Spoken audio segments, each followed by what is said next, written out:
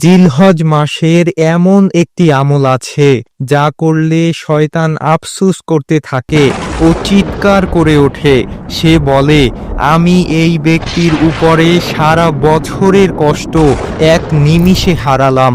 আজকের পর্বে আমরা জানব সেই দারুণ আমল ও তার নিয়ম। তাহলে চলুন শুরু করা যাক হাদিস ও আমল শেখার আজকের গুরুত্বপূর্ণ পর্বটি। নারীরা জান্নাতের যে কোনো দরজা দিয়ে ইচ্ছে প্রবেশ করতে পারবে। রাসূলুল্লাহ সাল্লাল্লাহু আলাইহি ওয়াসাল্লাম বলেছেন, যদি কোনো নারী তার 5 ওয়াক্ত সালাত আদায় করে, রমজানের রোজা পালন করে, তার সম্ভ্রম হেফাজত করে এবং তার স্বামীর আনুগত্য করে, সে জান্নাতের যে কোনো দরজা দিয়ে ইচ্ছে প্রবেশ করতে পারবে। মেহমানদের মর্যাদা। রাসূলুল্লাহ সাল্লাল্লাহু আলাইহি ওয়াসাল্লাম বলেছেন, তোমরা মেহমানদেরকে সম্মান করো এবং তাদেরকে সন্তুষ্ট করো, কেননা জিবরাইল আলাইহিসসালাম কোনো পরিবারের লোকেদের সাথে সর্বপ্রথম মেহমানদের রিজিক নিয়ে আগমন করেন।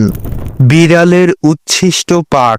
রাসূলুল্লাহ সাল্লাল্লাহু আলাইহি ওয়াসাল্লাম বলেছেন, বিড়াল হচ্ছে হিংস্র প্রাণীদের অন্তর্ভুক্ত, তবে তাদের উচ্ছিষ্ট পাক।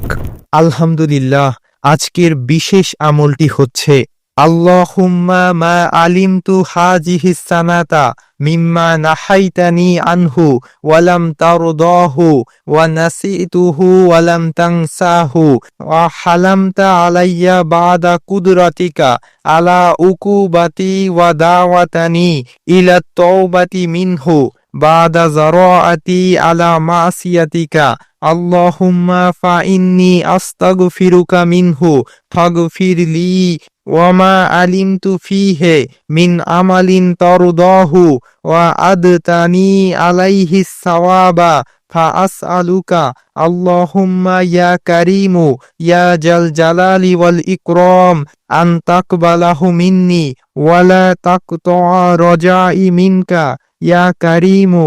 ওয়া সাল্লাল্লাহু আলা সাইয়্যিদিনা মুহাম্মাদিন ওয়া আলা আলিহি ওয়া আসহাবিহি ওয়াসাল্লিম।